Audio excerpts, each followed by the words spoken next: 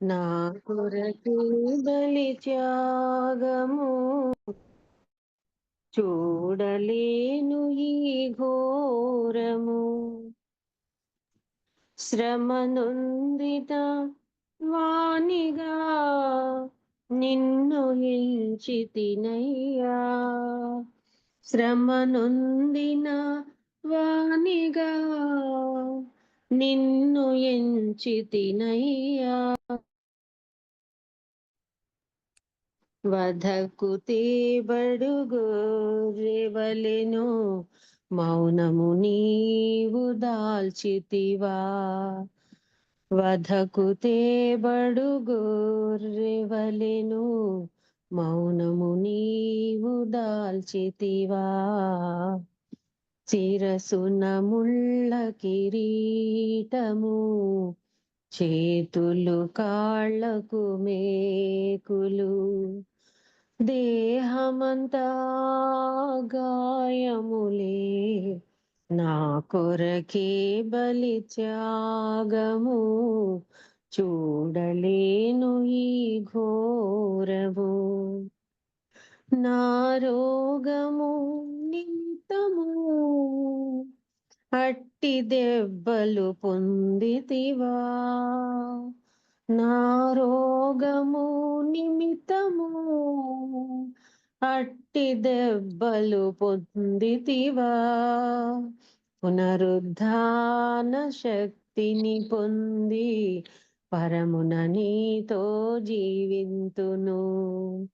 పునరుద్ధాన శక్తిని పొంది పరమున నీతో జీవింతును. శిరసున ముళ్ళ కిరీటము చేతులు కాళ్ళకు మేకులు దేహమంతా గాయములే చూడలేను ఈ ఘోరము. దేహమంతా గాయములే నా కొరకే బలి త్యాగము చూడలేను ఈ ఘోరము. శిరసున ముళ్ళ కిరీటము చేతులు కాళ్ళకు మేకులు. వందనాలు సిస్టర్. వందనాలమ్మా. చక్కగా నేను కూడా శిలువ పాటని పాడాలనుకున్నాను. దేవుడు మరి మీ ద్వారా శిలువ పాట పాడించాడు. నిజంగా ఇప్పుడు మరి మిషన్ చర్చెస్ వాళ్ళందరూ డేస్ అంటూ మరి 40 రోజులు ఉపవాసాల్లో ఎంతో శిలువ ఆయన శిలువ శ్రమల గురించి ధ్యానిస్తూ ఉంటారు. మరి చక్కటి పాట పాడిన సోదరిమణికి దేవ తరపున వందనాలండి. దేవుడు మిమ్మల్ని ఎప్పుడు మరి ఆయన సేవ నిమిత్తం వాడబడాలని, మీ కంఠాన్ని దేవుని సేవకై వాడబడాలని మనస్ఫూర్తిగా నేను కోరుకుంటున్నాను. దేవుడు మిమ్మల్ని మీ కుటుంబాన్ని ఆశీర్వదించును గాక. మరి మనం వాక్యంలోకి వద్దామండి. ప్రకటన గ్రంథము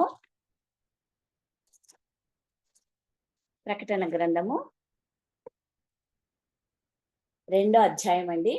2వ అధ్యాయము 18వ వచనం నుంచి చదువుతున్నాను. ఒకసారి అందరు గమనించండి. అమ్మ ప్రతి ఒక్కరు బైబిల్ తీసుకోండి. బైబిల్ మన భుజాలు బైబిల్లో మోయాలండి. మరి ఒక రోజు వాక్యపు కరువు వస్తుంది కదా, అలాంటి రోజు కాకపోతే మరి ప్రతి మనిషి బైబిల్ కలిగి ఉండాలి. మన కుటుంబాల్లో కూడా మన పిల్లలకు బైబిల్ మరి కలిగి ఉండాలండి. మొన్న హైదరాబాద్కి వెళ్ళాను. హైదరాబాద్కి వెళ్ళినప్పుడు కొంతమంది యవనస్తులతో మాట్లాడినప్పుడు వాళ్ళు బీటెక్, ఎంబీఏలు, 10th చదివిన పిల్లలే హైయర్ ఎడ్యుకేషన్ లోనే ఉన్నారు. తల్లిదండ్రులు క్రైస్తవులే. ఒక అబ్బాయిని అడిగాను, ఎంబీఏ చదివి అయిపోయింది, జాబ్ కోసం సెర్చ్ చేస్తున్నాను ఆంటీ అన్నారు. బాబు నువ్వు చర్చికి వెళ్తావా అంటే, చర్చికి వెళ్ళాను, మా మమ్మీ వెళ్తుంది అన్నారు. కొన్ని బైబిల్ చదువుతావా అంటే, నేను చదవను అన్నాడు. ఇంకొక అబ్బాయిని కూడా అడిగాను, బైబిల్ చదువుతావా అంటే, ఎప్పుడో చదువుతాను అన్నాడు. చూడండి మన క్రైస్తవ పిల్లలే ఎలా ఉన్నారు. తల్లిదండ్రులమైన మనం మన క్రైస్తవ పిల్లలను ఏ విధంగా పెంచుతున్నాం? పరిశుద్ధ గ్రంథాన్ని చదివేది మనం పిల్లలకి నేర్పిస్తున్నామా? భారంతో అన్ని కొనిస్తామా? ఏది అడిగినా కొనిస్తాం. అది 1000 రూపాయలు కానివ్వండి, 10 రూపాయలు కానివ్వండి, దాని వీళ్ళు కొంతసేపు పిల్లలు ఆడుకొని పగలగొడతారు. అట్లాంటిదైనా కొనిస్తాం. కానీ మరి ఒక 500 పెట్టి ఒక బైబిల్ కొనిలేము, 200 పెట్టి ఒక బైబిల్ కొనిలేము. ఒకవేళ కొనిచ్చినా అది ఎక్కడో మూలకు దుమ్ము పెట్టిపోతుందే కానీ దాన్ని చదవమని మాత్రము తల్లులైన తండ్రులైన పిల్లలకు నేర్పించలేని దౌర్భాగ్యమైన స్థితిలో చాలా క్రైస్తవుల కుటుంబాలు ఉన్నాయండి. మరి క్రైస్తవ కుటుంబాలే ఇట్లా ఉంటే మరి అన్యుల కుటుంబాలకు ఎలా చేరుతుందండి వాక్యము? కాబట్టి తల్లులమైన మనం భారముతో మరి దేవుని పిల్లలకు మనం నేర్పించాలండి. వాళ్ళు చదవకపోని, ఉద్యోగం చేయకపోని దేవుని యందు భయభక్తులు కలిగి ఉండేది మనం నేర్పించాలండి. వాక్యమే తెలియకుంటే ఆ పిల్లలు ఎలా ఈ లోకంలో లైఫ్ లీడ్ చేస్తారండి? సైతానుడు ఈజీగా వాళ్ళని పట్టేయలేడా? కాబట్టి తల్లులమైన మనము మన పిల్లలకు పరిశుద్ధ గ్రంథాన్ని కొనివ్వడమే కాకుండా చిన్నతనం నుంచే మరి మోకాళ్ళొంగి ప్రార్థించటము, మరి బైబిల్ చదవడము నేర్పించాలండి. కాబట్టి ఇది దేవుడు మరి ఎందుకో నాకు తెలియకుండా ఈ మాటలు వచ్చేస్తున్నాయి. కాబట్టి తల్లులమైన మనలో ఇంకా ఏదైనా లోపం ఉందేమో సవరించుకోవడానికి దేవుడు ఈ రోజు అవకాశం ఇచ్చాడు. మరి ప్రకటన గ్రంథం 2వ అధ్యాయము 18వ వచనం నుంచి చదువుతానండి. తుయతైరాలో ఉన్న సంఘపు దూతకు ఇలాగు జ్వరాయము, అగ్ని జ్వాలల వంటి కన్నులను, అపరంజిని పోలిన పాదములను గల దేవుని కుమారుడు చెప్పు సంగతులు ఏమనగా, నీ క్రియలను, నీ ప్రేమను, నీ విశ్వాసమును, నీ పరిచర్యను, నీ సహనమును నేనెరుగుదును. నీ మొదటి క్రియల కన్నా నీ కడపటి క్రియలు మరి ఎక్కువైనవని ఎరుగుదును. అయినను నీ మీద తప్పు ఒకటి నేను మోపవలసి ఉన్నది. ఏమనగా, తాను ప్రవక్తినని చెప్పుకొనుచున్న యెజబేలను స్త్రీని నీ ఉండనిచ్చుచున్నావు. జారత్వం చేయుటకును, విగ్రహములకు బలి ఇచ్చిన వాటిని తింటకును అది నా దాసులకు బోధించుచు వారిని మోసపరచుచున్నది. చిన్న మాట ప్రార్థన చేద్దామా. సర్వోన్నతుడా, మహోన్నతుడా, గొప్ప దేవ, రాజాది రాజా, ప్రభులకు ప్రభు, ఆశ్చర్యకరుడా, అద్భుతమైన తండ్రి, వేలాది వేల స్తోత్రాలు తండ్రి. 12 గంటల నుంచి ప్రియ సోదరులంతా తండ్రి మీ సన్నిధిలో ఎంతో తండ్రి నాయన ప్రార్థనలో భారంతో ప్రార్థించారయ్యా. నాయన నిజంగా ఇప్పుడున్న పరిస్థితులు చూస్తే ఎంత వేదన కలుగుతుందయ్యా నాయన. అనవసరమైన నిందలు వేస్తూ దేవా ఆయన చనిపోయినాడు యాక్సిడెంట్, ఏమో అది సత్యం మీకు తెలుసయ్యా నాయన. ఆ వ్యక్తి పైన ఎన్ని నిందలు వేస్తున్నారయ్యా. ప్రభుత్వం వారిది, అధికారం వారిది అయ్యా నాయన. ప్రభా డబ్బులు ఎంతైనా దాసోహం అయిపోతున్నాయి తండ్రి. అపవిత్రమైన లోకంలో మీ బిడ్డలకు క్షేమం దయచేయండి తండ్రి నాయన. సహాయం చేయండి దేవా నాయన. ప్రభా నాయన తండ్రి, ప్రభా తండ్రి, అయోగ్యురాలైన నాకు ఈ అవకాశం ఇచ్చినందుకు స్తోత్రాలయ్యా. ఈ వాక్యంలో ఉన్న మర్మాలు మాకు బయలుపరచండి తండ్రి నాయన. ప్రభా నేనైతే అజ్ఞానం, నాకైతే జ్ఞానం లేదు తండ్రి నాయన. జ్ఞానం ఇచ్చే దేవుడు మీరు కాబట్టి దేవా మీ పాదాలు పట్టుకొని అడుగుతున్నాను. ఎవరికి ఎటువంటి హెచ్చరికలు కావాలో, ఎవరికి ఎటువంటి దిద్దుబాట్లు కావాలో తండ్రి నాయన. ప్రభా సహాయం చేసి దేవా వాక్యం ద్వారా మా జీవితాలు మార్చుకుని తండ్రి నాయన. ప్రభా మీకు ఇష్టలుగా జీవిస్తూ తండ్రి అనేక మందికి తండ్రి నాయన మార్గదర్శకంగా మేము మా పిల్లలు ఉండులాగా సహాయం చేసి దేవా తండ్రి ఈ సమయం మాకు ఆశీర్వాదకరంగాను, మీ నామనకు మహిమకరంగాను మా పైన విస్తరింపజేసి దేవా తండ్రి మీరు నా ద్వారా మాట్లాడమని, అయ్యా నా కంఠాన్ని మీ కంఠంగా చేసుకోమని, నన్ను శిలో చాటున మరుగుపరచమని, మీ వాక్యం చేత మీ పరిశుద్ధాత్మ చేత నన్ను నింపమని, కొద్ది విన్నపములు ఆలకించమని తిరిగి రానయ్యున్న సర్వశక్తి గల యేసు క్రీస్తు నామమున వేడుకున్నాను తండ్రి. ఆమేన్. మనకు ప్రకటన గ్రంథంలో సంఘాల గురించి తెలుసు, కానీ నేను సంఘాల గురించి చెప్పడం లేదండి. తుయతైరా సంఘంలో ఒక స్త్రీని గురించి మనం మాట్లాడుకుంటున్నాము. ప్రకటన గ్రంథంలో మరి స్త్రీలు 3 స్త్రీలు మరి కన్యక వివాహానికి మరి ఏర్పాటు చేయబడిన కన్యకల గురించి మనం మరి పెళ్లి కుమార్తెని గురించి అవుతాము. మరి ఇక్కడ ఒక ప్రవక్తిని గురించి మరి అందులో వ్రాయబడింది అనమాట. తుయతైరా సంఘం అంటే మనకి ఎవరు గుర్తుకొస్తారు? లుదియా గుర్తుకొస్తుంది. ఈ తుయతైరాలో లుదియా ద్వారా కూడా సంఘం ఏర్పాటు చేయబడిందని చరిత్రకారులు చెప్తారండి. ఈ సంఘంలో మరి మరి అన్ని ఉన్నాయి. ఈమె చూడండి, అగ్నిజ్వాలల వంటి కన్నులు, అపరంజిని పోలిన పాదములు గల దేవుని కుమారుడు చెప్పు సంగతులు. ఈ సంఘాలలో దేవుడు డైరెక్ట్ గా మాట్లాడుతున్నాడండి. 7 సంఘాల్లో దేవుడు డైరెక్ట్ గా మాట్లాడుతున్నాడు. డైరెక్ట్ గా మాట్లాడుతూ ఈ సంఘంలో ఉండే మంచి చెప్తున్నాడు, దాంట్లో చెడు కూడా చెప్తున్నాడు. మరి మంచి చెప్తూ ఆయన ఏం చెప్తున్నాడు? నీ క్రియలను మరి ఈ సంఘము తుయతైరా సంఘం క్రియలు ఆయన చూస్తున్నాడు, ప్రేమను చూస్తున్నాడు, విశ్వాసాన్ని చూస్తున్నాడు, పరిచర్యను చూస్తున్నాడు, సహనమును చూస్తున్నాడు. అవన్నీ నేను ఎరుగుదును. నీ మొదటి క్రియల కన్నా నీ కడపటి క్రియలు మరి ఎక్కువైనవని ఎరుగుదును. అన్ని ఉన్నాయి మంచి క్రియలన్నీ. మొదటి క్రియల కంటే ఇంకా చివరి మరి చూడండి, మొదట విశ్వాసంతో బాగా ఉంటారు, రాను రాను రాను రాను విశ్వాసంతో సన్నగిల్లుతాం కదా మనము. అలా కాకుండా మొదట ఎలా విశ్వాసంలో ఉన్నారో, రక్షించబడినప్పుడు ఎలాంటి ఆత్మను కలిగి ఉన్నారో, రెండంతల ఆత్మ చివరి వరకు కలిగిన సంఘంగా మరి ఇక్కడ చెప్పబడుతున్నది. ఎరుగుదును, అయినను నీ మీద తప్పు ఒకటి నేను మోపవలసి ఉన్నది అంటున్నారు. ఈ సంఘంలో ఒక తప్పును మోపవలసి వస్తుంది అనమాట. ఏమి ఆ తప్పు అంటే చూడండి, అయినను నీ మీద ఒక తప్పు నేను మోపవలసి ఉన్నది. ఏమనగా, తాను ప్రవక్తినని చెప్పుకొనుచున్న యెజబేలు స్త్రీని నీ ఉండవిచ్చుచున్నావు. సంఘంలో చూడండి, అనేక రకాల వ్యక్తులు ఉంటారు కదా.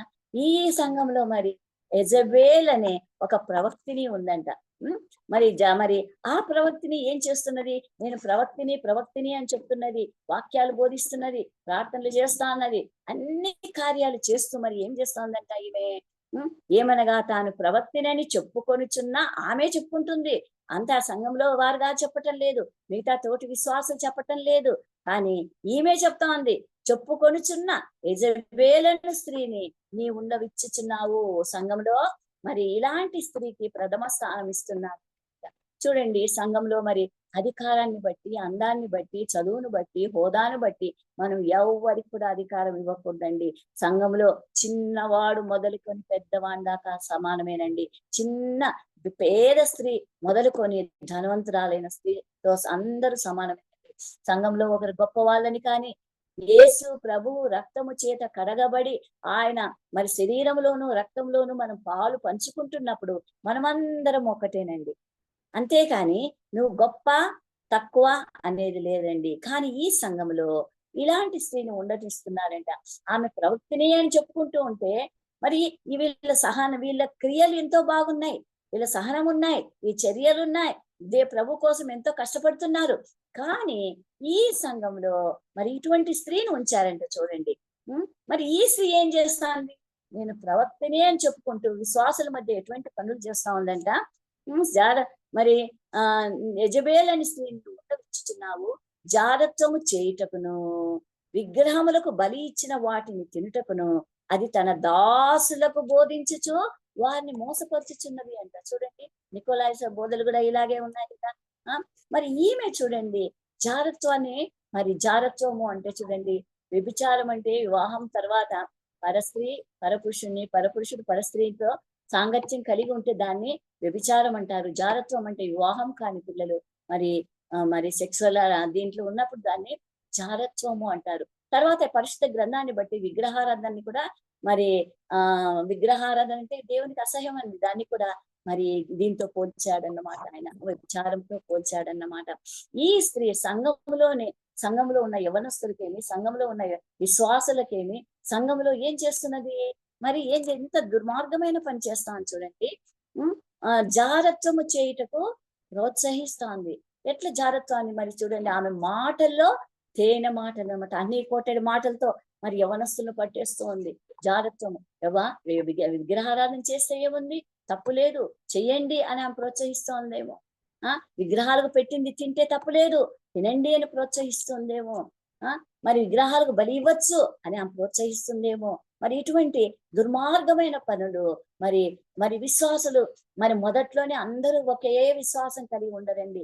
రక్షణ పొందినప్పుడు ఉన్న విశ్వాసము కొద్ది మందికి రోజు రోజుకు బాగా అభివృద్ధి చెందుతుంది, బాగా ఫలిస్తారు. కొంతమంది కొద్ది రోజులు బాగా ఉండి మంచి నేల పడి విత్తనాలాగా కొంతమంది ఉంటారు. మరి రాతి నేల పడిన విత్తనాలు ఏ విధంగా మరి మొలకెత్తుతాయో, ఎండ తగిలితేనే ఎట్లా మాడిపోతాయో ఆ విధంగా కొంతమంది ఉంటారు కదండి. ఇలాంటి మరి బలహీనమైన మరి విశ్వాసం కలిగిన వారిని ఈమె ఏం చేస్తాంది? జారత్వము చేయమంటోంది. ఇది జారత్వము అంటే అదైనా అనుకోవచ్చును, లేకుంటే విగ్రహాలను పూజ చేయమని ఆమె ప్రోత్సహిస్తూ కూడా ఉండవచ్చునన్నమాట. జారత్వం చేయుటకు, విగ్రహమును బలి ఇచ్చిన వాటిని తినుటకు. దేవుడు విగ్రహాలను అసహించుకుంటున్నాడు కదా, వాటిని బలి ఇచ్చిన వాటిని తినుటకు కూడా బోధిస్తాం. మరి ఈమె ప్రవర్తిని అని చెప్తా ఉంది, సంఘంలో ఉంటాంది, మరి సంఘంలో గొప్పగా ఉంటాంది, పేరు ప్రఖ్యాతులు కలిగింది, అంటే ప్రవక్తిని అని చెప్పుకుంటుంది. కానీ సంఘములో మరి చీడపురులాగా విశ్వాసులను చెడగొడుతూ ఉండండి. చెడగొడుతూ మరి జారత్వం నేర్పించటమే కాకుండా విగ్రహాలకు బలి ఇచ్చినవి తినమని ఆమె మరి మోసపరుస్తా ఉందండి. మోసము అంటే తీయటి మాటలతో మోసపోతారు గాని ఎవరైనా కానీ మరి కఠినంగా మాట్లాడే మాటలతో ఎవరు గాని మోసపోరండి. ఈమె మాటలు ఎలా ఉన్నాయి? హనీ కోటెడ్ వర్డ్స్ అన్నమాట. అంత ఏమైతుందిలే, ఏం కాదులే, ఏం బలి ఇస్తే ఏముంది, మనం ప్రార్థన చేసుకొని తింటే పవిత్రం అయిపోతుందిలే, తిను అనేసి మరి విశ్వాసులను చెడగొడుతున్నారు. సంఘాల్లో చూడండి, ఆనాడు దేవుడు రాయించి పెట్టాడు కొన్ని వందల మరి ఆ క్రీస్తు శకం తర్వాత కొన్ని వందల సంవత్సరాల్లో మరి ఈ వాక్యం మరి ఈ సంఘాన్ని గురించి రాయించి పెట్టాడు. మరి ఇలాంటి సంఘంలో మనం ఎలా ఉన్నామో గుర్తించుకోవాలండి. మనం ఏ స్థితిలో ఉన్నామో గుర్తించుకోవాలండి. ఇలాంటి మరి ప్రవక్తినిలకు మనం మోసపోతున్నామా? ఒకటి ఇక్కడ స్త్రీ ప్రవక్తిని అన్నారు, కొన్ని సంఘాల్లో పురుషులు కూడా ఉన్నారు కదండి. మరి ఇట్లంటే మరి పడిపోయేది, ఇట్లంటే మరి ఏదో అన్ని అద్భుతాలు జరిగేది, నీకు అదే జరిగింది, ఇది జరిగింది అని చెప్పేటి ఇలాంటివి జరుగుతున్నాయి. మనం తొందరగా మోసపోతాం కదండి. కాబట్టి మోసపోకూడదని దేవుడు చెప్తున్నాడు. విశ్వాసాన్ని కాపాడుకోవాలి, మన విశ్వాసాన్ని కాపాడుకోవాలనేసి మరి చెప్తున్నాడు. ప్రవక్తిని అంటే, ప్రవక్త అంటే దేవుని చేత అభిషేకించబడ్డవాడు, పరిశుద్ధాత్మ దేవుడు ఏం చెప్తే ఆ మాట చెప్పేవాడు అనమాట. ఇప్పుడు సమూయేలును మనం తీసుకున్నామంటే, చిన్న పిల్లవాడిని తీసుకొచ్చి తల్లి వదిలేసినప్పుడు ఆయన ఆత్మ చేత ఎదిగినాడు అనమాట. 12 సంవత్సరాల దాకా లేదు, కానీ ఎప్పుడైతే ప్రభు ఆయన్ని పిలిచి మరి ఒక ప్రవక్తగాను, ఒక న్యాయాధిపతిగాను, ఒక దీర్ఘదర్శిగాను మరి ఆత్మ చేత ఆయన అభిషేకించారు కదండి. మరి ప్రవక్తలే అంటే పరిశుద్ధాత్మను కలిగి మరి ఏమి జరుగుతుందో చెప్పబోయే వాళ్ళు మరి ప్రవక్తనీలు అవుతారు. మరి అపోస్తుల కార్యము ఒకసారి చూద్దామండి. అపోస్తుల కార్యము 21వ అధ్యాయం. అపోస్తుల కార్యంలో 21వ అధ్యాయం అమ్మా. ఇక్కడ కూడా మనము మరి ప్రవక్తనీయుల గురించి మరి ప్రవచించే వారిని గురించి నేర్చుకోబోతున్నాము. 21వ అధ్యాయము తర్వాత 7వ వచనం నుంచి చదువుతున్నానమ్మా. మేము తూరు నుండి చేసిన ప్రయాణం ముగించి తొలియాయికి వచ్చి సహోదరులను కుశలమడిగి వారి యొక్క ఒక దినముంటిని. మరునాడు మేము బయలుదేరి కైసరుకు వచ్చి 7గురిలో నొకడు సువార్తికుడైన ఫిలిప్పు ఇంట ప్రవేశించి అతని యొద్ద ఉంటిమి. ఇక మరి ఇక్కడ సెకండ్ జర్నీ అనుకుంటా, ఇది సెకండ్ జర్నీలో మరి ఫిలిప్పు గారి గృహానికి మరి పౌలు మరి శీల వచ్చినారనమాట. వచ్చినప్పుడు పౌలు గారి ఇంటికి వచ్చినప్పుడు చూడండి, ఈయన ఫిలిప్పు గారి ఇంటికి వచ్చారు. ఫిలిప్పు గారి ఇంటికి వచ్చినప్పుడు ఫిలిప్పు గారికి 4 కుమార్తెలు ఉన్నారనమాట. 4 కుమార్తెలు అతనికి ఉండిరి. వారు ప్రవచించువారు. ఎలా ప్రవచిస్తారు? పరిశుద్ధాత్మ చేత ప్రవచిస్తారు. ఇక్కడ వీళ్ళు ప్రవక్తనీయులు అని చెప్పబడలేదు, కానీ వీళ్ళు ఎలా ప్రవచిస్తున్నారు? ఇక్కడ యెజబెల్ అనే ఆమె ఎలా ప్రవచిస్తూ ఉంది? ఆమె దురాత్మ చేత మరి నేను ప్రవక్తనేనని చెప్పుకుంటూ దురాత్మ చేత ఆమె మరి సంఘాన్ని పాడు చేస్తుంది. ఇక్కడ చూడండి, వీళ్ళు ప్రవక్తనీయులు కాదు, కానీ ప్రవచించువారు. ఎలా ప్రవచిస్తున్నారు? పరిశుద్ధాత్మ చేత ప్రవచిస్తున్నారు అనమాట. పరిశుద్ధాత్మ 4 కుమార్తెలు, ఒకరు కాదు, 4 ఫిలిప్పు కలిగిన 4 కుమార్తెలు ఈ విధంగా ప్రవచిస్తున్నారంటే నిజంగా ఎంత గొప్ప సంగతి కదా. మరి చూడండి, ప్రవేశించి అతని యొద్ద ఉంటిమి. కన్యకులుగా ఉన్న 4 కుమార్తెలు కన్యకులుగా ఉన్నారండి. అతని కుమార్తెలుగా ఆ కుమార్తెలు అతనికి ఉండిరి. వారు ప్రవచించువారు. మరి వీరు ప్రవచించే వాళ్ళు. మరి అపోస్తుల కార్యము 8వ అధ్యాయం చూద్దామా. అపోస్తుల కార్యం 8వ అధ్యాయం. 8వ అధ్యాయంలో 4వ వచనం నుంచి చదువుతానమ్మా. కాబట్టి చెదిరిపోయిన వారు సువార్త వాక్యంను ప్రకటించుచు సంచారం చేసిరి. అప్పుడు ఫిలిప్పు సమరయ పట్టణం వరకు వెళ్ళి క్రీస్తును వారికి ప్రకటించుచుండెను. మరి ఇక్కడ మరి చెదిరిపోయినారు. మరి ఎప్పుడైతే స్టెఫెను మరణం అయితేనే మరి అందరూ చెదిరిపోయినప్పుడు ఈ ఫిలిప్పు గారు ఎక్కడికి వచ్చారు? సమరయ పట్టణానికి వచ్చారు. సమరయ పట్టణానికి వచ్చినప్పుడు ఈ సమరయ పట్టణంలో ఆయన సేవ చేస్తున్నారు అనమాట. జనసమూహములు విని ఫిలిప్పు చేసిన సూచక్రియలు చూచినందున అతడు చెప్పిన మాటలు యందు ఏక మనసుతో లక్ష్యముంచగా, ఇలా ఫిలిప్పు గారు సూచక క్రియలు చేస్తూ ఉంటే కుమార్తెలు ఏం చేస్తున్నారు? ప్రవచిస్తున్నారండి. ఎంత గొప్ప సంగతి కదా. ఇదేంటి ప్రవచన అంటే పరిశుద్ధాత్మ ద్వారా జరగబోయే విషయాలు వాళ్ళు ముందుగానే చెప్పగలిగిన శక్తి వాళ్ళకు ఉందన్నమాట. మరి ఇక్కడ మరి ఈ నలుగురు కుమార్తెలు తండ్రికి ఎంతో సహాయకారిగా ఉన్నారన్నమాట. అనేకులు వాళ్ళ చూడండి చెప్పిన మాటలు ఎందు ఏక మనసుతో లక్ష్య వస్తున్నారు. చూడండి పిలుపు చెప్పిన మాటలు వాళ్ళు అక్కడ జన సమూహము ఏక మనసుతో లక్ష్యం ఉంచుతున్నారు. మరి కుమార్తెలు కూడా తండ్రికి సహాయకారులుగా ఉన్నారు, తండ్రికి కుడిభుజంగా ఉన్నారు. నలుగురు కుమార్తెలు తండ్రికి కుడిభుజంగా ఉండి మరి వీరు చేస్తున్న సూచక్రియలు తండ్రి కుమార్తెలు మరి ప్రభువును బట్టి ఏమైతే చేస్తున్నారో ఆ మాటలు అక్కడ ప్రజలంతా లక్ష్యం ఉంచారంట. అది పరిశుద్ధాత్మ చేసే కార్యం అన్నమాట. మనుషులు లక్ష్యం ఉంచగా అనేకులకు పట్టిన అపవిత్రాత్మలు పెద్ద కేకలు వేసి వారిని వదిలిపోతున్నాయి. చూడండి మరి పరిశుద్ధాత్మ చేత మరి కుమార్తెలు తండ్రి అందరూ కలిసి చేస్తున్న ఈ పరిశుద్ధ కార్యాలను బట్టి ఏమైపోతున్నాయి? అపవిత్రాత్మలు వెళ్ళిపోతున్నాయి. పక్షవాయు గలవారు, కుంటివారు అనేకులు స్వస్థత పొందుతున్నారంట. అందుకు ఆ పట్టణంలో మిగులా సంతోషం కలిగిందంట.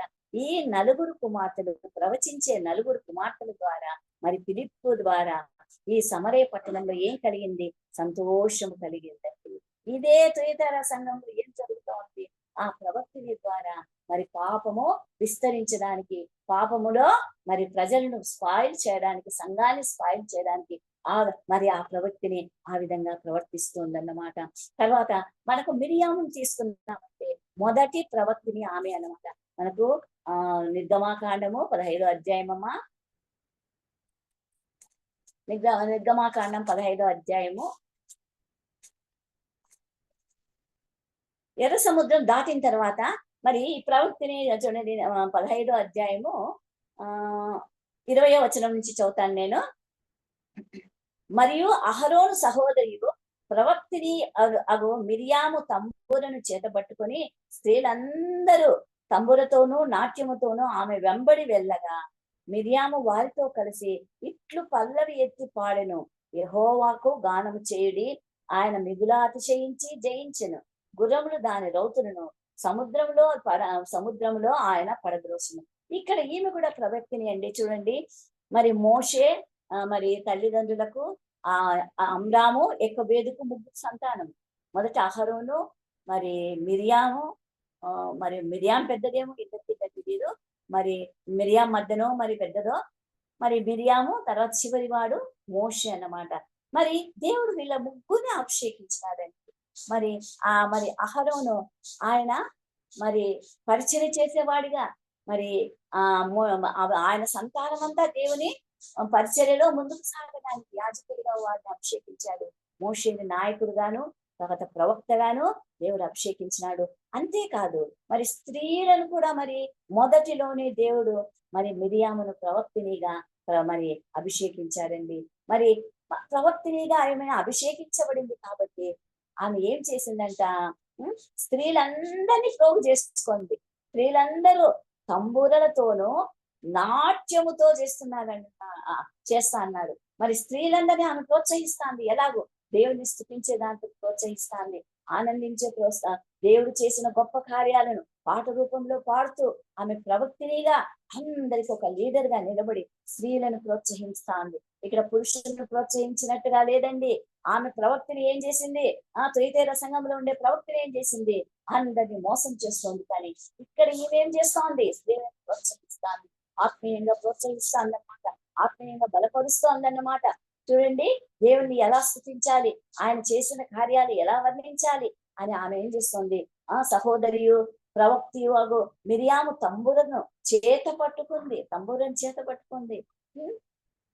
స్త్రీలందరూ తంబురతోనూ నాట్యముతోనూ ఆమె వెంబడి వెళ్ళగా మిరియాము వారితో కలిసి ఇట్లు పల్లవి ఎత్తి పాడెను. స్త్రీలందరికీ ఒక లీడర్ గా నిలబడి మరి దేవుని స్తుతించటంలోను, దేవుని గణపరచటంలోను, దేవుడు చేసిన ఆశ్చర్య కార్యాలు వివరించటంలోను ఆమె ఒక లీడర్ గా ఉండి స్త్రీలను ప్రోత్సహించిన ప్రవక్తినిగా ఈమె ఉందన్నమాట. తర్వాత మరి సంఖ్యాకాండం న్యాయాధిపతుల గ్రంథంలో ఇంకొక ప్రవక్తిని ఉందిమ్మా. ఆ ప్రవక్తిని గురించి నేర్చుకున్నాము. 4వ అధ్యాయంలో ఇంకొక ప్రవక్తిని గురించి కూడా నేర్చుకున్నామమ్మా. ఇక్కడ కూడా 4వ అధ్యాయము ఆ 4వ వచనం. ఆ కాలమున లప్పీదోతునకు భార్య అయిన దెబోరాను ప్రవక్తి ఇశ్రాయేలీయులకు న్యాయాధిపతిగా ఉండేది. ఆమె ఎఫ్రాయిముల మన్య మందలి. మరి ఈమె కూడా ఒక ప్రవక్తిని అన్నమాట. చూడండి, దేవుడు స్త్రీలను ఎంత బాగా ప్రవక్తినులుగా ఆ కాలంలో ఆశీర్వదించినారు కదా. ఒకటి, మరి ప్రవక్తినులుగా ఉన్నప్పటికీ వారు వివాహం చేసుకున్నారు. వివాహం చేసుకుని సంసార జీవితం గడుపుతూ కూడా మరి దేవుడు వాళ్ళను ఒక న్యాయాధిపతి, చూడండి, ఒక న్యాయాధిపతిను ఎన్నుకున్నాడు. మరి పురుషులకు పురుషుల పైన ఈమె న్యాయాధిపతిగా, మరి ఎంతో మంది న్యాయాధిపతిగా ఎంచుకోవచ్చు కదా, ఉన్నారు. కానీ స్త్రీ కూడా వాళ్ళతో సమానంగా మరి న్యాయాధిపతిగా ఆమెను ఎంచుకున్నది. అభిషేకించడమే కాకుండా ఈమెకు ప్రవక్తిని అభిషేకం కూడా ఆయన ఇచ్చాడండి. పరిశుద్ధాత్మ శక్తి చేత మరి ఆమె ఎంత దైవభక్తి కలిగి ఉందో. ఈమెకు సంసారం ఉంది, లప్పిదోతు భార్య అని పేరుంది. మరి చూడండి, సంసారం చేస్తూ మరి కుటుంబాన్ని కాపాడుకుంటూ ప్రజలకు న్యాయం చేస్తూ మరి మరి ప్రజలను ఏ విధంగా నడిపించాలో ఈమె మరి ముందుకు మరి ఎలా ధైర్యం చెప్పాలో సమయానుకూలంగా దేవుడు ఈమె చేత మాట్లాడిస్తున్నాడన్నమాట. మళ్ళీ చూద్దాము. ఆ కాలంలో లప్పిదోతునకు భార్య అయిన దెబోరాని ప్రవక్తిని ఇశ్రాయేలీయులకు న్యాయాధిపతిగా ఉండేను. మరి ఆమె ఏం చేసేదంట, న్యాయము తీరుస్తూ ఉండేదంట. సరళ వృక్షము క్రింద తీర్పునకై కూర్చుంటుట కద్దు, తీర్పు చేయుటకై ఇశ్రాయేలీయులు ఆమె యొద్దకు వచ్చుచుండిరి. మరి ఆమెకి ఎలా జ్ఞానం వచ్చిందో ఏమో, కానీ ఒక కేసు వచ్చిందంటే దాన్ని తీర్పు తీర్చాలంటే కరెక్ట్ గా తీర్పు తీర్చాలి కదండి. ఒకరి వైపున తక్కువ, ఒకరి వైపున ఎక్కువ కాదు. ఒకరు మరి తీర్పు తీర్చేటప్పుడు వాదికి ప్రతి వాదికి అసలు కొంతే కుదరదు. ఆమె అది చేసిందంటే నేను చేయలేదండి, లేదు నువ్వు చేసినావుంటా నేను చేయలేదు కదా. ఇలాంటి కండిషన్స్ లో ఈమె మరి న్యాయము ఇశ్రాయేలీయులకు న్యాయాధిపతిగా ఉండి న్యాయం ఆమె తీరుస్తూ ఉందండి. అంటే ఆమెకి దేవుడు ఏ విధంగా జ్ఞానం ఇచ్చాడండి? ఒక ప్రవక్తినికి ఇచ్చిన జ్ఞానం ఇచ్చాడు, ఈ లోక జ్ఞానం ఇచ్చాడు. మరి స్త్రీలు ఏ విషయంలో తక్కువ కాదని దేవుడు అందరినీ సమానంగా ప్రేమించాడమ్మా. కాబట్టి మనము కూడా ఆయన దృష్టిలో ఎంతో గొప్ప వాళ్ళం. ఒకవేళ స్త్రీలు ఈ లోకంలో మనం తక్కువ వారం కావచ్చు, కానీ శరీర రీత్యా తక్కువ వారం కావచ్చు, బలహీనులమే కావచ్చును, కానీ దేవుని దృష్టిలో మాత్రము అందరికీ ఈక్వాలిటీ దేవుడు ఇచ్చాడండి. రక్షణ అనేది అందరికీ సమానం, మారు మనస్సు అనేది అందరికీ సమానమే, బాప్తిసం అనేది అందరికీ సమానంగానే దేవుడు ఇచ్చాడు. కాబట్టి ఇక్కడ ఏం చేసినాడు, మరి ఈ ప్రవక్తిని మరి సరళ వృక్షం కింద కూర్చొని ఇశ్రాయేలీయులందరికీ న్యాయం తీర్చేదట. ఆమె న్యాయం తీర్చిందంటే అసలు దానికి ఇంకా వ్యతిరేకమే లేదు, దానికి ఇంకా మాట్లాడడానికి లేదు. ఆ విధంగా ఆమె న్యాయము తీరుస్తూ వచ్చిందంట. మరి ఇలాంటి సమయంలో ఆమె 11వ వచనం చదువుతానండి, 12 నుంచి చదువుతాను, 10 నుంచి చదువుతాను. బారాకు జెబూలీయులకు నఫ్తాలీయులకు కేదేశునకు పిలిపించినప్పుడు 10,000 మంది మనుషులు అతని వెంట వెళ్ళిరి. దెబోరాయు అతనితో కూడా పోయెను. అంతలోగా కయ్యనుడైన హేబేరు మోషే మామైన హాబాలు సంతతి వారు కయ్యను నుండి వేరుపడి కేదేశుకు వచ్చిన కేదేశు వద్దనున్న జయ ఇదంతా కాదు, ఆమె ఏం చెప్తుంది, జరగబోయేది చెప్తుంది అనమాట. 9వ వచనం. అప్పుడు ఆమె, నేను నీతో అగత్యముగా వచ్చేదని యుద్ధానికి రమ్మంటే మరి నువ్వు వస్తేనే నేను పోతానంటాడు. అంటే సరే నేను నీతో వస్తాను అంటాడు. సరే అది దెబోరా చెప్పగా బారాకు, నీవు నాతో కూడా వచ్చిన ఎడలా నేను పెట్టేదను, కానీ నీవు నాతో కూడా రాని ఎడలా నేను వెళ్ళనని ఆమెతో చెప్పాను. చూడండి, యుద్ధానికి వెళ్ళమంటే ఒక స్త్రీని భంగపోతున్నాడు. నువ్వు రావాలి, నువ్వు వస్తేనే నేను యుద్ధానికి పోతాను, లేకుంటే నేను పోను అంటున్నాడు బారాకు. అప్పుడు ఆమె ఏం చెప్తున్నది, అప్పుడు ఆమె, నీతో నేను అగత్యముగా వస్తానని చెప్తా ఉంది. నేను వస్తానే నువ్వు పోతానంటున్నావు, కాబట్టి నేను నీతో యుద్ధానికి తప్పకుండా వచ్చేదను. అయితే నీవు చేయు ప్రయాణం వలన నీకు ఘనత కలగదు. జరగబోయేది మీ చెప్తా ఉంది. ప్రవక్తిని కదండి, దేవుని ఆత్మ చేత జరగబోయే విషయం చెప్తుంది అనమాట. ఈ దెబోరా మరి ఆ బారాకు అడుగుతున్నాడు, నేను వెళ్ళను, వస్తేనే వెళ్తాను అంటాడు కదా. అన్నప్పుడు సరే నేను నీతో వస్తాను, కానీ నీ ద్వారా ఒక స్త్రీ ద్వారా, ఆ స్త్రీ ఎవరనేది ఆమెకు తెలుసో తెలియదో కానీ స్త్రీ ద్వారా మరి అయితే నీవు చేయ ప్రయాణం వల్ల నీకు ఘనత కలగదు. యెహోవా ఒక స్త్రీ చేతికి సిసెరాను అప్పగించినని చెప్పి తాను లేచి బారాకుతో కూడా కేదేశుకు వెళ్ళెను. చూడండి, ఒక పురుషుడు ఈమె స్త్రీ వెంట పోయినట్లుగా ఉంది కదా. అంటే మరి ఈమె ధైర్యంలో ఉంది, న్యాయం తీర్చే దాంట్లో ఉంది, సంసార లక్షణాల్లో ఉంది, మరి మరి ఒక నాయకురాలుగా ముందుకు సాగుతూ మరి ఇశ్రాయేలు నడిపించిన ఒక న్యాయాధిపతిగా ఉండండి. మరి మరి ఇటువంటి ఈమె ప్రవక్తినిగా దేవుడు చూడండి, ఇహలోక రీత్యా న్యాయాధిపతిగా న్యాయం తీర్చడానికి ఇచ్చినాడు జ్ఞానం. తరువాత జరగబోయే విషయాలను కూడా ప్రవక్తిని ద్వారా మరి దేవుడు పరిశుద్ధాత్మ చేత ఈమెకు అటువంటి శక్తిని ఇచ్చి మరి దేవుడు మరి మరి ఇశ్రాయేలును నడిపించినట్టుగా మనం చూస్తున్నాం. అంతే మరి ద్వితీయోపదేశ కాండం అండి, దినవృత్తాంతాలు 2వ గ్రంథం, దినవృత్తాంతములు 2వ గ్రంథము 34వ అధ్యాయం అండి. ఇక్కడ కూడా మనం ఒక ప్రవక్తిని చూస్తున్నాము. ఇక్కడ కూడా ఒక ప్రవక్తిని చూస్తున్నామండి. రాజైన హోషియా కాలంలో ఒక ప్రవక్తిని ఉందన్నమాట. ఈ యోషియా రాజు 8 సంవత్సరాలకే రాజు అయ్యాడు. మరి చిన్నవాడైనప్పటికీ ఎంతో చక్కగా పరిపాలన చేశాడండి. పరిపాలన చేసి దేవుని మందిరాన్ని మరి శుభ్రం చేస్తున్నప్పుడు మరి చదువుదామండి, కొన్ని వచనాలు చదువుదాము. ఆయన ఏలుబడి యందు 8వ వచనం 34:8 అతని ఏలుబడి యందు 18వ సంవత్సరమున దేశమును మందిరమును పవిత్రపరచుటకై తర్వాత అతడు అతల్యా కుమారుడైన షాపాను మరి అతల్యా పరిపాలించినప్పుడు దేవుని మందిరాన్ని పాడు చేశారండి. మరి ఎంత నాశనం చేసిందో దాన్ని ఇప్పుడు హోషియా రాజు మరి పవిత్రపరుస్తున్నప్పుడు ఏం జరిగిందంట? 14వ వచనం, యెహోవా మందిరంలోనికి తేబడిన ద్రవ్యము బయటికి తీసుకొని వచ్చినప్పుడు మోషే ద్వారా యెహోవా దయచేసిన ధర్మశాస్త్ర గ్రంథము యాజకుడైన హిల్కీయాకు కనబడెను. చూడండి, ధర్మశాస్త్ర గ్రంథాన్ని ఎక్కడ పడేసినారు? బూజు పట్టిపోయింది, దుమ్మ పట్టిపోయింది, మరి కొన్ని సంవత్సరాల నుంచి మూతపడిపోయింది మందిరం. అలాంటి మందిరాన్ని శుభ్రం చేస్తుంటే మరి ధర్మశాస్త్ర గ్రంథం కనిపించిందండి, ధర్మశాస్త్ర గ్రంథం కనిపించింది. మరి అప్పుడు హిల్కీయా యెహోవా మందిరమందు ధర్మశాస్త్రము గల గ్రంథం నాకు దొరికెనని శాస్త్రీయకు షాపానుతో చెప్పి ఆ గ్రంథమును షాపానునకు అప్పగించెను. షాపాను ఆ గ్రంథమును రాజునొద్దకు తీసుకొని పోయి రాజుతో ఇట్లెను, నీ సేవకులకు నీవు ఆజ్ఞాపించినదంతయు వారు చేయుచున్నారు. యెహోవా మందిరమునందు దొరికిన ద్రవ్యమును వారు ప్రోగు చేసి పై విచారణకర్త చేతికిని పనివారి చేతికిని దాన్ని అప్పగించుచున్నారు. మరియు యాజకుడైన హిల్కీయా నాకు ఒక గ్రంథము ఇచ్చినని రాజు ఎదుట మనవి చేసుకొని శాస్త్రీయగు షాపాను రాజు, ఇక్కడ చూడండి ఎవరెవరున్నారు? యాజకుడున్నాడు, హిల్కీయా యాజకుడున్నాడు, శాస్త్రి కూడా ఉన్నాడు అనమాట. శాస్త్రియకు షాపాను రాజు సముఖముకు దాని నుండి చదివి వినిపించెను.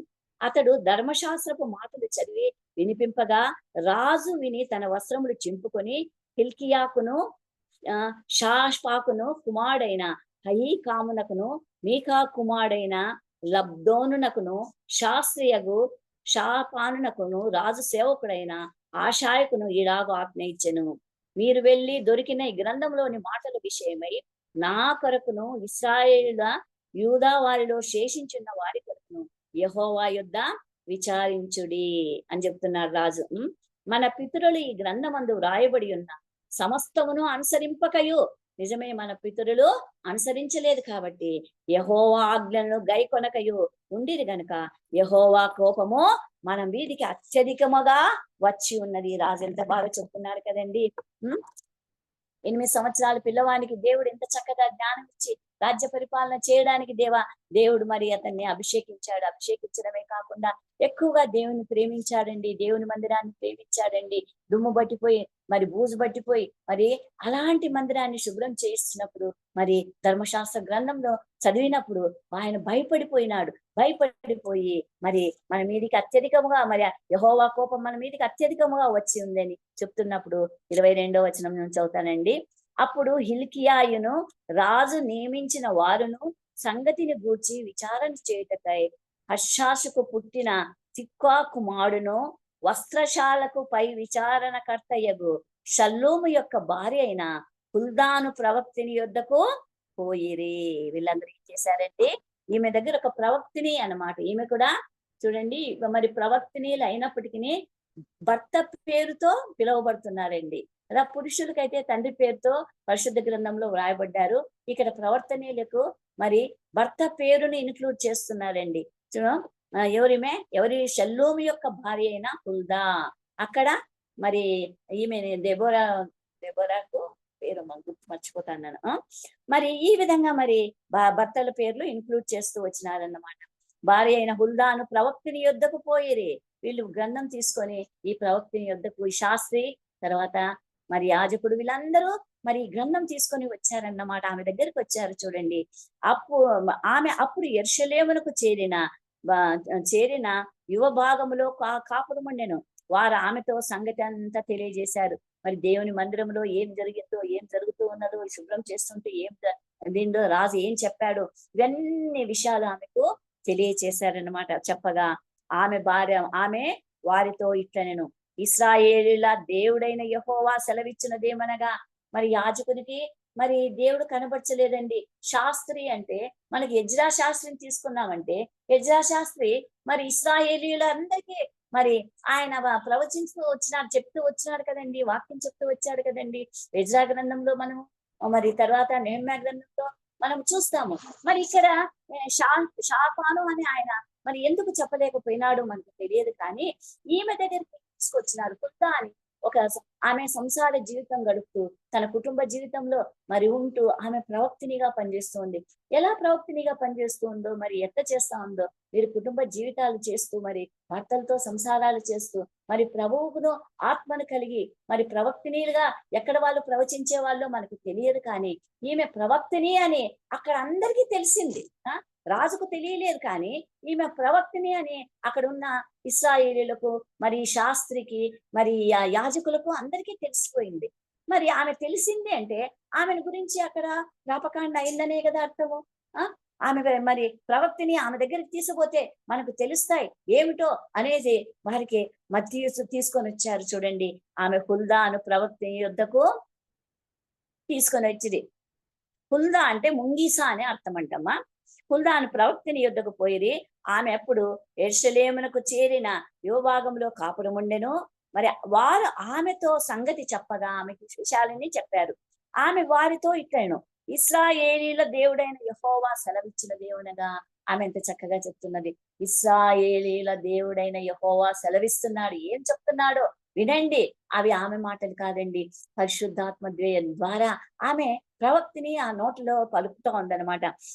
ఇశ్రాయేలు దేవుడైన యెహోవా సెలవిచ్చినది ఏమనగా, ఆలకించుడి, నేను ఈ స్థలం మీదికి దాని కాపురస్తుల మీదికి యూదారాజు సముఖమున చదివి వినిపింపబడిన గ్రంథమందు రాయబడిన సాక్షులన్నిటినీ రప్పించదను. వారు నన్ను విసర్జించి ఇతర దేవతలకు ధూపము వేసి తమ చేతి పనుల వలన నాకు కోపం పుట్టించి ఉన్నారు గనుక నా కోపము ఈ స్థలం మీద మితి లేకుండా కుమ్మరింపబడును. నా యొద్దకు మిమ్మను పంపిన వానికి ఈ వార్త తెలుపుడి. చూడండి ఎంత చక్కగా ఆమె చెప్పగలుగుతున్నది. చూడండి ఎంత దేవుడు మరి తన బిడ్డలను మరి ప్రవక్తినిగా ఆశీర్వదించడమే కాకుండా పరలోక జ్ఞానాన్ని ఇచ్చాడండి. మరి మనం కూడా అడిగితే దేవుడు పరలోక జ్ఞానాన్ని ఇస్తాడు. మర్మాలు బయలుపరిచే దేవుడు. కాబట్టి మర్మాల్లో మనకు తెలియచేస్తాడండి. మరి ఈమె ఎంత చక్కగా చెప్తోంది చూడండి. ఆలకించుడి. మరి 23 నుంచి ఆమె వారితో ఇట్లను, ఇశ్రాయేలు దేవుడైన యెహోవా సెలవిస్తున్నాడు. ఈ మాటలు నేను కాదయ్యా చెప్పేది, ఇశ్రాయేలీల దేవుడైన యెహోవా సెలవిస్తున్నాడయ్యా అని చెప్తుంది. ఆలకించుడి, నేను ఈ స్థలం మీదికి దాని కాపురస్తుల మీదికి. ఇక్కడ ఏ స్థలము? ఇశ్రాయేలీలు కాపురం చేస్తున్న స్థలము. యూదా ప్రజలు, యూదా సామ్రాజ్యంలో ఉన్న ప్రజలు ఈ స్థలం మీదికి దాని కాపురస్తుల మీదికి యూదారాజు సముఖమున చదివి వినిపింపబడిన గ్రంథమందు వ్రాయబడిన శాసనములన్నిటినీ రప్పించదను. ఇవన్నీ ఎవరికి సంబంధించినవి? ఇశ్రాయేలీలకు, యూదా సామ్రాజ్యానికి, యూదులకు, యూదా ప్రజలకు సంభవించినది. ఇది సంభవించబోవున్నది. మరి శాసనములన్నిటినీ రప్పించదను. ఇవన్నీ జరగబోతాయి అన్నమాట.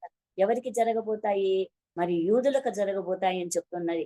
వారు నన్ను విసర్జించిరి, యెహోవా దేవుడు చెప్తున్నాడు, ఓ యూదా ప్రజలారా, మరి మీరందరూ యెహోవా దేవుణ్ణి విసర్జించినారు, ఇతర దేవతలకు ధూపం వేస్తున్నారు, జీవము గల దేవునికి మరి బలి అర్పించేది మానేసినారు. మందిరం చూస్తే దుమ్ము పట్టిపోయింది, మందిరం చూస్తే ఈ విధంగా పాడైపోయింది, మందిరంలో అసలు వాకిళ్ళు వేయబడినాయి.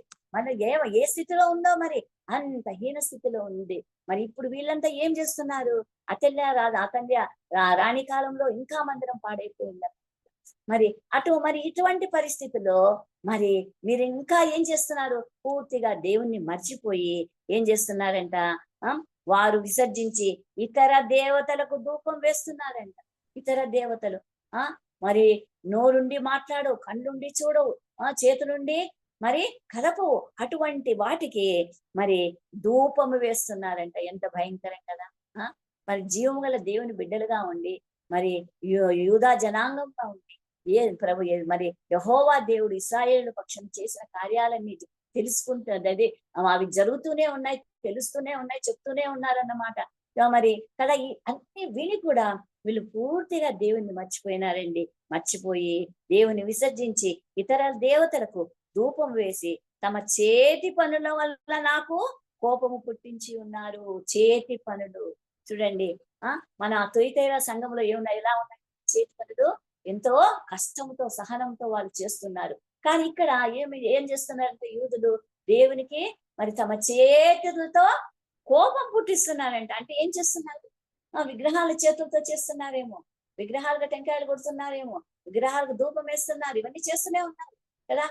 మరి బలిపీఠం కడుతున్నారు, బలి అర్పిస్తున్నారు, అందరూ డాన్సులు ఆడుతున్నారు. ఆ బలిపీఠం దగ్గర హాయిగా కూర్చొని తింటూ తాగుతూ ఎలా ఉన్నారు? అహరోను దూడం చేసినప్పుడు ఎట్లా ఉన్నారు?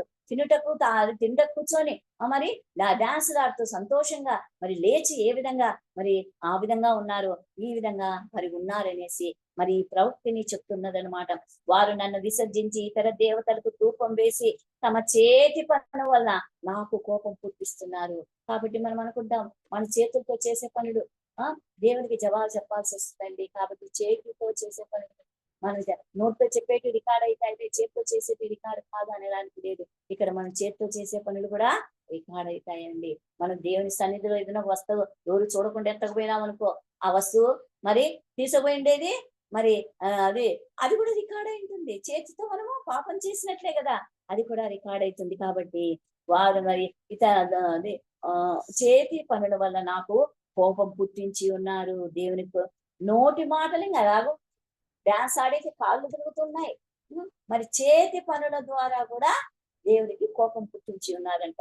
కనుక నా కోపము ఈ స్థలం మీద మితి లేకుండా కుమ్మరించుచున్నాను. అసలు కొలత లేకుండా మరి దేవుని కోపము మరి కుమ్మరించబోతున్నాడు. యూదా సామ్రాజ్యం మరి మితి లేకుండా కోపాన్ని కుమ్మరించబోతున్నాడు.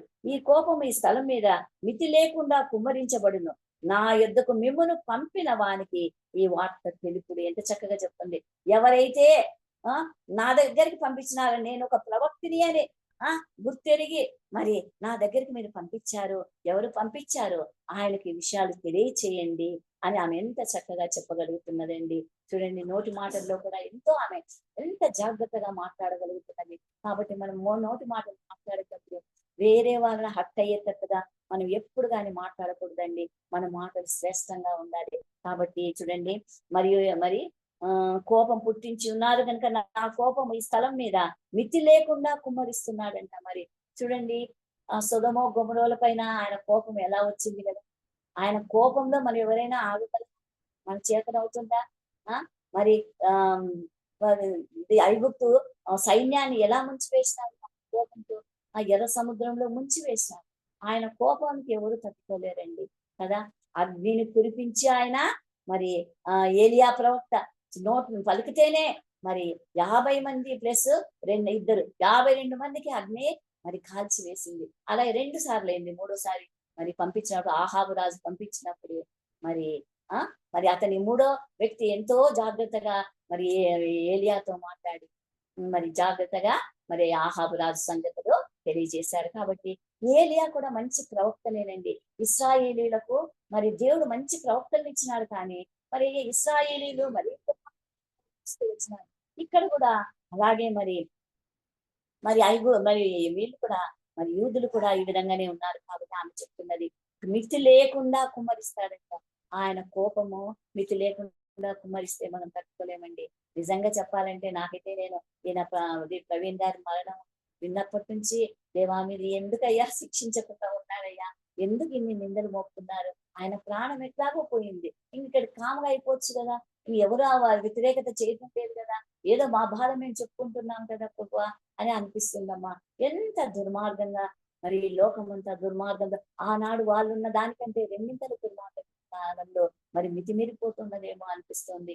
అప్పుడు విగ్రహారాధన వాళ్ళు చేశారు, ఇప్పుడు మన దేశంలో విగ్రహారాధన ఎక్కడ చూసినా విగ్రహారాధన.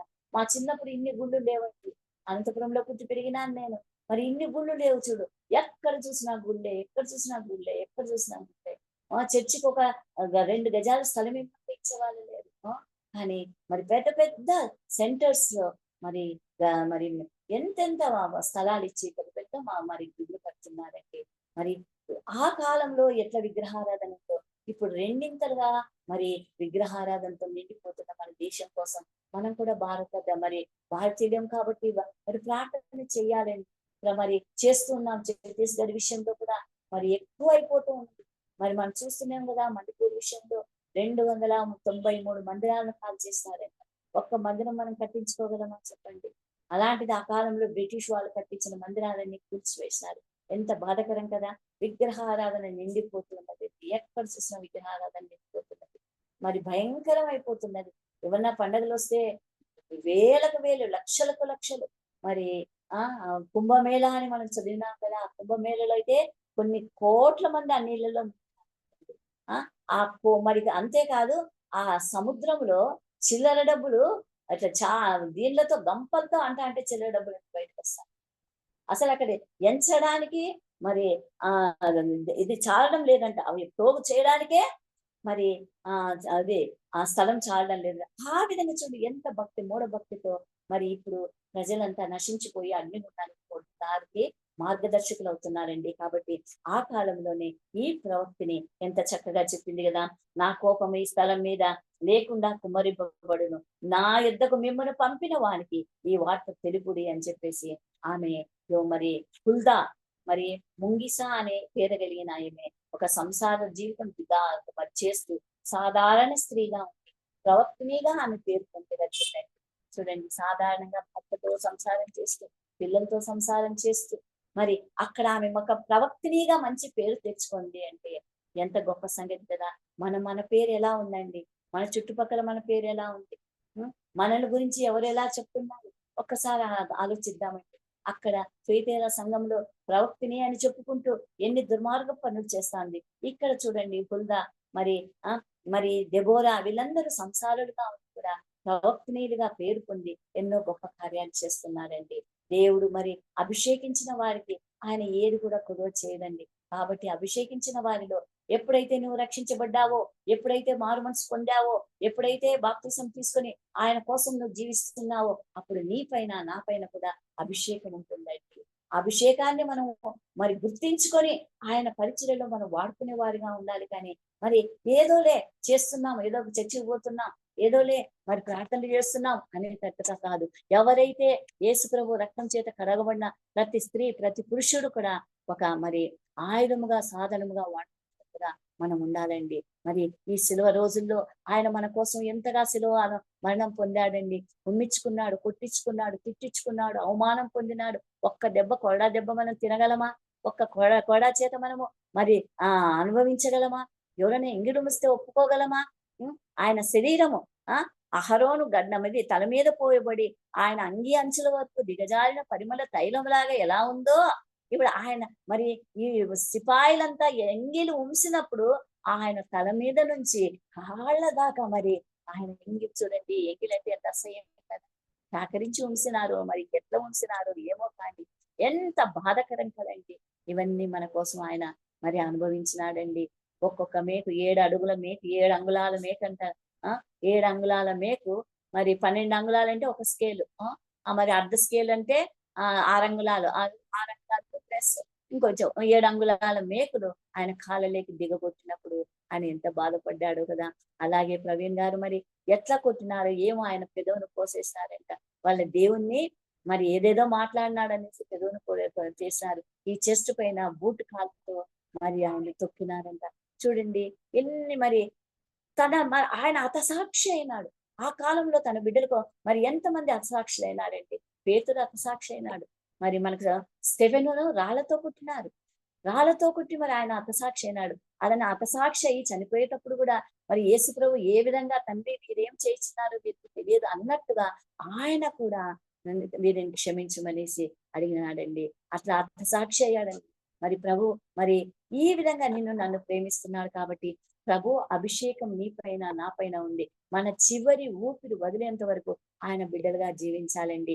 ఆయన బిడ్డలుగా జీవిస్తున్నప్పుడు ఈ ప్రవక్తని లాంటి వ్యక్తులు మనకి ఎంతో మంది మరి అక్కడ పోతే ఆ పాస్టర్ ప్రార్థన చేస్తే జరుగుతుందంట, ఈ పాస్టర్ ప్రార్థన చేస్తే జరుగుతుందంట, అక్కడ ఆ పాస్టర్ ప్రార్థన చేస్తే జరుగుతుందంట అనే దానికి మనం తొందరగా మరి టెంప్ట్ అవుతామంట. అలా టెంప్ట్ కాదండి. నీలో విశ్వాసం తక్కువైనప్పుడు, నీలో ఆత్మీయ జీవితం తక్కువైనప్పుడు, నీలో వాక్య జ్ఞానం తక్కువైనప్పుడు, నీవు దేవుని సన్నిధిలో ప్రార్థించడం తక్కువైనప్పుడు అలాంటి వాటికి మనం వెళ్తామండి. ఎవరో ప్రార్థన చేస్తే కాదండి. నీ కడుపు నిండాలంటే నీ చేత్తో నువ్వు ఎలాగో తినాలో, నీ సమస్యలు పరిష్కరించబడాలి అంటే నీ కుటుంబంలో ఉన్న సమస్యలు, నీ కన్నీళ్లు మరి దేవుడు తుడిచేవాడు కాబట్టి నీవు ఆయన సన్నిధిలో ఏడ్చాలండి. మీ పిల్లల కోసం ఏడ్చమంటున్నాడు. నా కోసం ఏడ్చొద్దండి. తల్లులారా మీ పిల్లల కోసం ఏడ్చమంటున్నాడు. కాబట్టి మనము మరి అటువంటి విశ్వాసం కలిగి హుల్దా ఏ విధంగా ఆత్మతో నింపబడిందో ఆ విధంగా మనము మరి మరి ఫిలిప్పు కుమార్తెలు ఏ విధంగా ప్రవచించేవారో, జరగబోయేది చెప్పగలిగే శక్తి ఉండేదే. ప్రవచనము అంటే జరగబోయేటివండి, జరిగినవి చెప్పేటివి కాదు, జరగబోయే విషయాలు చెప్పగలిగిన శక్తి మరి అమ్మాయిలు, పెళ్లి కాని అమ్మాయిలకు నలుగురికి అది వచ్చిందన్నమాట. అది ఎలా వచ్చింది? దేవుని యందు భయభక్తులు కలిగిన వారికి, దేవుని పైన ఆధారపడిన వారికి దేవుడు తప్పకుండా ఇస్తాడమ్మా. కాబట్టి మనము కూడా ఈ లోకంలో ప్రభువును విశ్వసించిన తర్వాత, ఆయన రక్తం చేత మనం కడగబడి ఆయన బిడ్డలమైన తర్వాత, ఆయన బిడ్డలుగా ఈ లోకంలో మనం జీవిస్తూ మనం కూడా ఆయన కోసం చివరి ఊపిరి వదిలేంత వరకు సాక్షిగా జీవించాలండి. మనం చనిపోయినప్పుడు ఒక్కరినన్నా దేవుని సన్నిధికి నడిపించే వారిగా ఉండాలండి. లేకుంటే మన విశ్వాసం ఇంకా ఏమవుతుంది? మన ఇంట్లోనే మన పిల్లలు రక్షణ పొందకుంటే ఏం లాభం అండి? చెప్పండి. మన పిల్లలకే మనం వాక్యం చెప్పలేకపోతే ఊర్లో వాళ్ళకి మనం ఏం చెప్పగలమండి? కాబట్టి పిల్లల కోసం కన్నీళ్లు కార్చే తల్లిదండ్రులుగా ఉండాలండి. మరి ఎక్కడ వీలైతే అక్కడ. ఇప్పుడు చాలా కష్టం అండి, పత్రికలు పంచాలంటే చాలా కష్టం. వీధి ప్రసంగాలన్నీ ఆగిపోయినాయి. మరి కాబట్టి ఎలా మనం వాక్యం చెప్పాలో, ఏ విధంగా వాక్యం చెప్పాలో, ఇతరులకు ఏ విధంగా మరి ఆ దేవుని నామాన్ని తెలియచేయాలో చాలా కష్టమైపోతున్నాయి. ఇంకా వచ్చే రోజులు ఇంకా ఎంత భయంకరంగా ఉంటాయో మనకు తెలియదండి. కాబట్టి మన విశ్వాసాన్ని మనం కాపాడుకుంటూ ప్రభు మార్గంలో జీవిస్తూ ఆయన సాక్షులుగా జీవించాలండి. హుల్దా ఏ విధంగా సంసార జీవితం గడుపుతూ ఏ విధంగా మరి తంబుర పట్టుకొని ఆమె స్త్రీలందరినీ రోక్ చేసి ఏ విధంగా మిరియాం స్త్రీలను ఉజ్జీవపరిచిందో ఆ విధంగా ఉజ్జీవపరిచేవారుగా ఉండాలి. అంతేకాదు దెబోరా అందరికీ న్యాయాధిపతిగా ఉండి న్యాయం ఎలా తీరుస్తూ ఉన్నదో ఆ విధంగా మనం తీర్చేవారుగా ఉంటారండి. దేవుడు మరి ఇటువంటి శక్తి దేవుని బిడ్డలకు దేవుడు తప్పకుండా ఇస్తాడమ్మా. ఆయన నమ్మిన బిడ్డలకు ఆయన ఏది కూడా కొదవ లేకుండా ఇచ్చే దేవుడు. అడుగుడి ఇవ్వబడును, వెదకుడి దొరుకును, తట్టుడి తీయబడును అంటున్నాడు. నేనే మార్గం, సత్యం, జీవం అంటున్నాడు దేవుడు. కాబట్టి మరి ఆయన నువ్వు అడిగిన దానికంటే అత్యధికంగా ఇచ్చే దేవుడు. మరి కాబట్టి మన విశ్వాసంతో మన ఆత్మీయ జీవితాన్ని కాపాడుకుంటూ ఆయన వాక్యంలో రోజు రోజుకు బలపడుతూ ప్రార్థన ద్వారా ఏదైనా మనం సాధించగలం. ఆ బీద విధురాలు ఏమడిగింది? నాకు నా ప్రతివాదికి న్యాయం చేయి, న్యాయం చేయి, న్యాయం చేయి, న్యాయం చేయి. ఆమె పగలు రాత్రి అనేది తేడా లేకుండా దుర్మార్గుడైన న్యాయాధిపతిని, ప్రజలు లెక్కబెట్టిన న్యాయాధిపతి దగ్గర ఆమె ఏ విధంగా గోజాడి, మనం కూడా ఆయన సన్నిధిలో అలా గోజాడి మన ఆత్మీయ జీవితాన్ని కాపాడుకుంటూ, మన కుటుంబ జీవితాన్ని కాపాడుకుంటూ, మన పిల్లల జీవితాన్ని కాపాడుకుంటూ అనేక మందికి మార్గదర్శకంగా ఉంటే మరి మనం కూడా ప్రభు చేత ప్రవక్తనీలు ఈమె నా కోసం బలా మంచి దాసురాలా, నా కోసం ఇంత కష్టపడ్డావు నువ్వు అని అనిపించుకునే వారిలో ఉండాలన్నమాట. అంతేకాని ఎక్కడ తలాంతు తీసుకుపోయి భూమిలో దాచిపెట్టిన వారిగా ఉండకూడదు. మరి ఈ శ్రమలు వస్తాయి. మరి ముళ్ళ పొదల్లో పడిన విత్తనాలకు ఎంత ముళ్ళు ఏ విధంగా అణిచివేసినారో ఆ విధంగా మనకు ఆత్మీయ జీవితం అంటే ఆరబెట్టిన ఇస్తరాకు కాదండి, కష్టాలే కష్టాలే కష్టాలే. ఆత్మీయ జీవితంలో కొనసాగాలంటే ఎన్ని అనారోగ్యాలు వస్తాయి, ఆర్థిక ఇబ్బందులు వస్తాయి, అవమానాలు వస్తాయి, ఇంట్లో ఎన్నో, మన ఇంట్లో వాళ్ళు మనకు శత్రువులు అవుతారు. ఇలాంటి పరిస్థితుల్లో మనం ముందుకు సాగాలంటే మా ప్రార్థన శక్తి ద్వారా వాక్య జ్ఞానం మనకు ఉండాలి. వాక్యము సమయానుకూలంగా దేవుడు మాట్లాడతాడండి. అది ఎట్లయినా చూడండి, ఒక్కొక్కసారి పాటల ద్వారా మాట్లాడతాడు, ఒక్కొక్కసారి మన మనసు ద్వారా మాట్లాడతాడు, ఒక్కొక్కసారి మరి మన సహోదరుల ద్వారా మాట్లాడతాడు, ఒక్కొక్కసారి అన్నోన్ పర్సన్స్ ద్వారా కూడా మనకు దేవుడు ఆ సమయంలో ధైర్యం ఇచ్చి ఆత్మీయ జీవితాన్ని కొనసాగించడానికి, ఎప్పుడు నిన్ను పడిపోకుండా తన అరచేతిలో జాగ్రత్తగా ఉంచుకోవడానికి దేవుడు కలుగుతాడు. దేవుడి మాటతో మరి ఆశీర్వదించి మరి మన ఆత్మీయ జీవితంలో ఈ వాక్యం అంతా ఫలింప చేయాలని కోరుకుంటున్నా. చిన్న మాట ప్రార్థన చేస్తానమ్మా. సర్వోన్నతుడా, మహోన్నతుడా, గొప్ప దేవా, నాయన తండ్రి, ప్రభా నాయన తండ్రి, శ్రేష్టమైన మాటలు మీరు తెలియజేశారయ్యా. నాయన మేము వింటున్నాము, ఎన్నోసార్లు వింటున్నాం తండ్రి, నాయన మర్చిపోతున్నాం తండ్రి.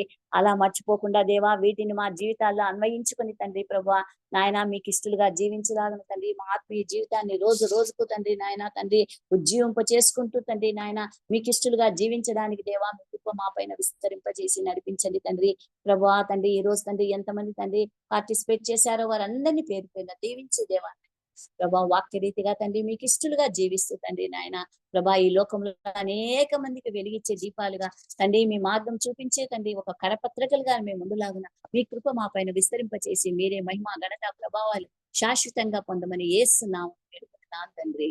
ఆమేన్ ఆమేన్ ఆమేన్.